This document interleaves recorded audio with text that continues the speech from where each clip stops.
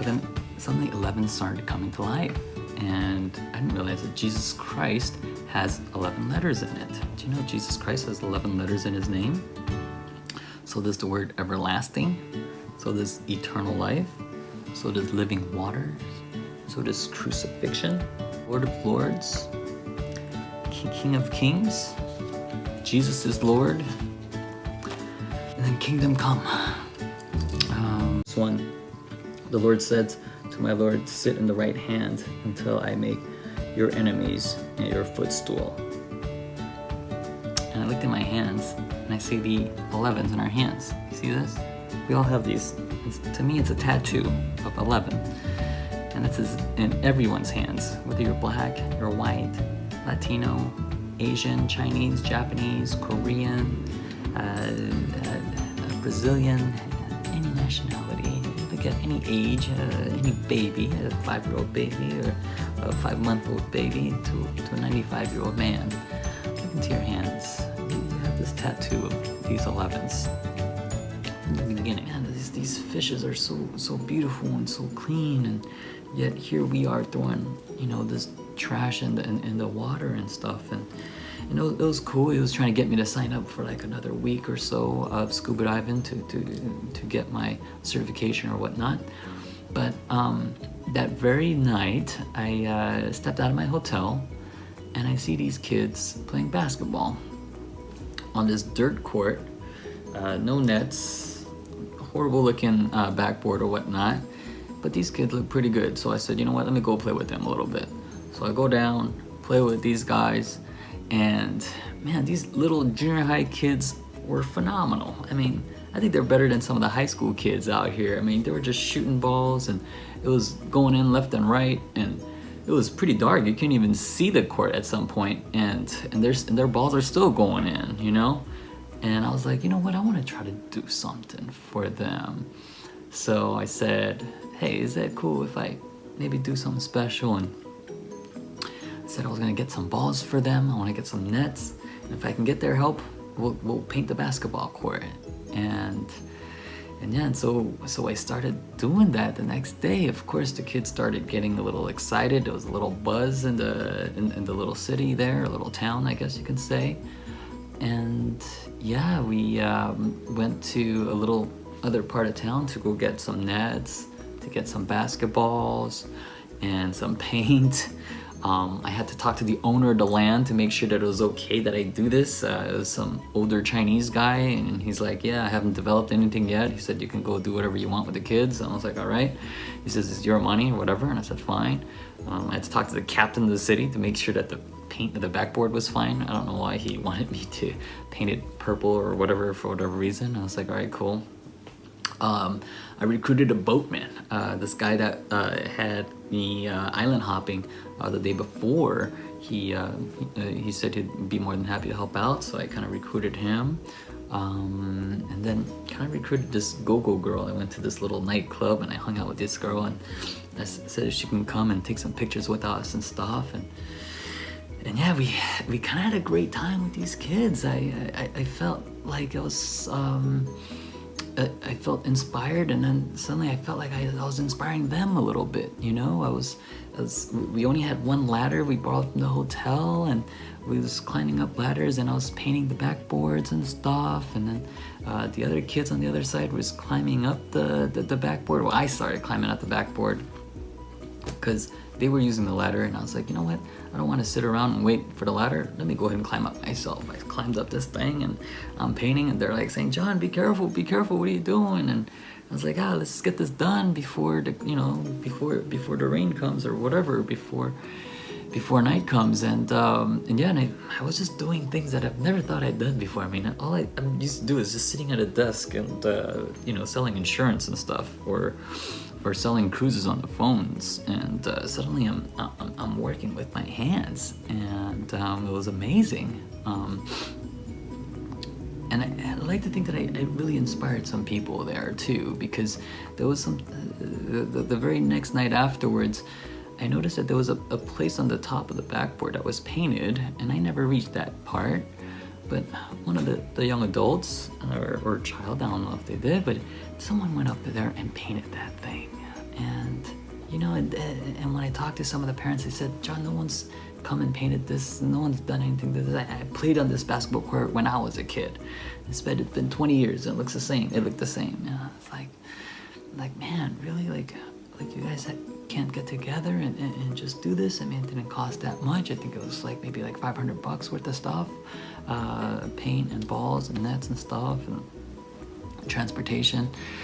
And yeah, and I had a blast. I mean, man, I had certain days when I worked my butt off in an office and I get a $10,000 check and it feels good. Yeah, the money feels good when you earn a great amount of money.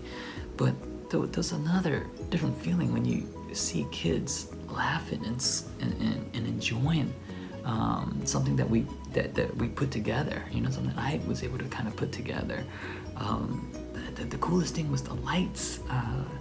Got the lights turned on because in the Philippines it's really humid out there and it's hard to play basketball in the sun. But when he turned on the lights for them, man, it was just like these kids, like imagine 40 kids like screaming their heads off, like I can't believe we finally got lights, and we're playing. They're just going nuts, and I loved it. Had a one day tournament with them, and I was asking some of the parents to come, and I think maybe only like 1 or 2 parents showed up, which is kind of sad, but it's okay. The kids just still had a blast. And I'll see if I can put a link somewhere or just put a clip of that here somewhere. But yeah, so suddenly I just found this new great enjoyment of helping people, and I was starting to get recognized. I mean, some parents would come up to me and say, "Hey, John, thank you for the courts," or thanks for working on this. I'm like, "Who are you?" It's like, "Oh, I'm Nathan's father," or whatever. And I was like, "Oh, Nathan. Oh, okay, yeah, I know Nathan." And then suddenly, like, these guys are buying me beer and we're getting dinner together and all that. And but yeah, so I eventually ended up leaving, and I went to Taiwan.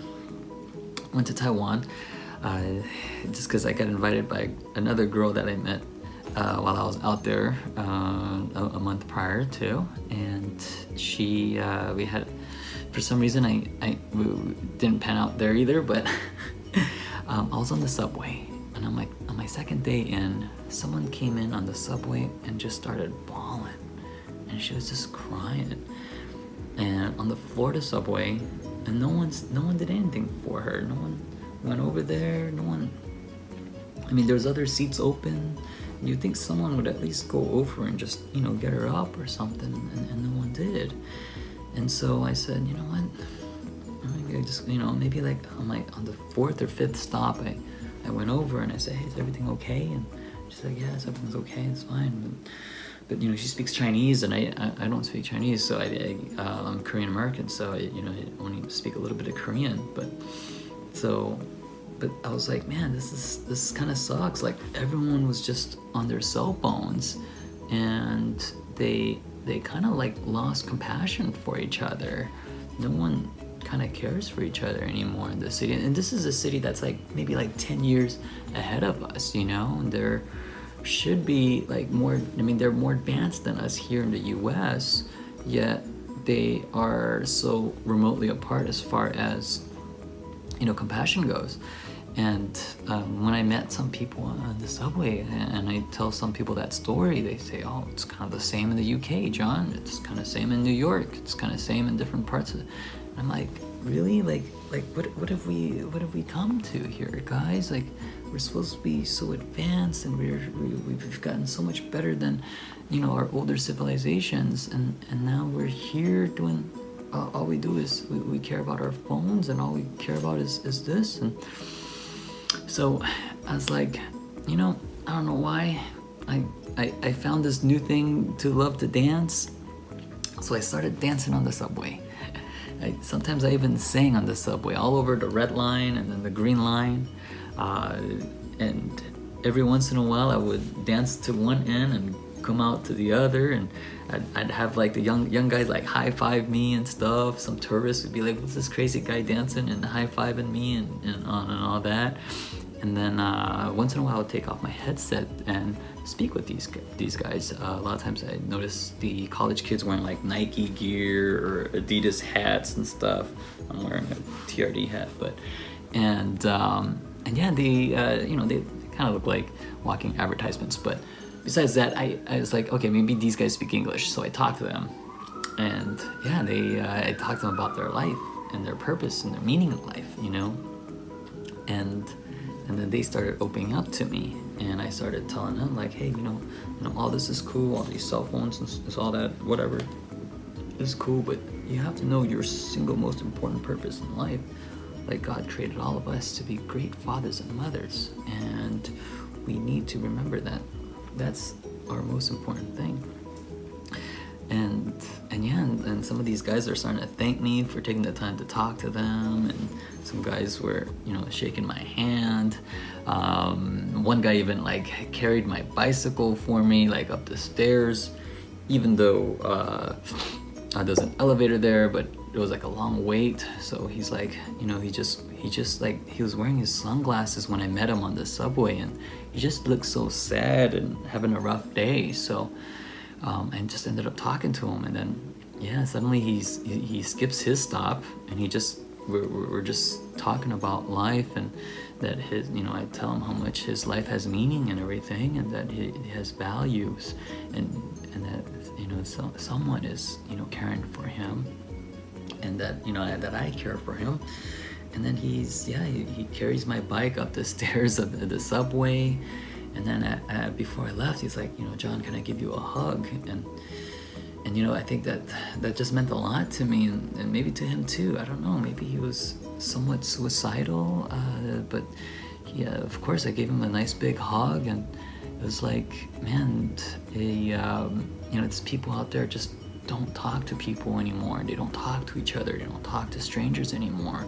And it's making people depressed. And I think that's the 5th highest suicide country in the world right now, while Korea, my country, is number 1 right now. But I think it's Japan and Korea is racing for the number 1 suicide rate in the world. So yeah, I just felt like I was maybe doing something right, So I kept doing it, and almost every day I spoke with someone new, and I was talking to them about life, and suddenly I get invited to talk at a university, at Fujian University. I'm talking to a student on campus, and then suddenly his college professor overhears me, and then we're talking to him, and then he says, hey, can you come speak in my classroom one day? And sure enough, I said, of course. And I'm speaking in a classroom of 50 people suddenly. I'm like, what is going on? But and then I met this really nice girl while I was dancing on the subway one day. She's a Christian girl. I won't name her for now, but she invites me to go caroling with her for the Christmas holidays. And I did, and we have a great time together.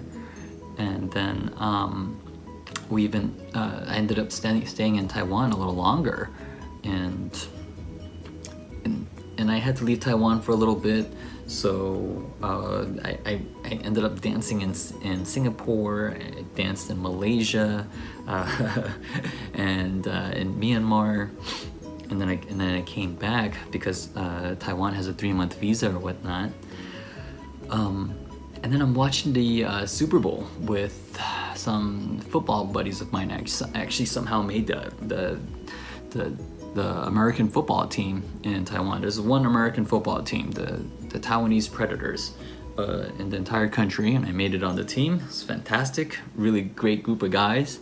I got invited to watch the football game with them. The Super Bowl was on.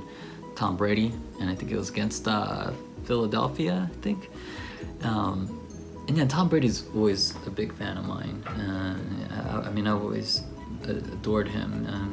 Mr. Pick 199, I think that wasn't by coincidence. I think it was all happened for a reason. He was, not expected to be a top player, and I think he got like 5 Super Bowl rings. and you know.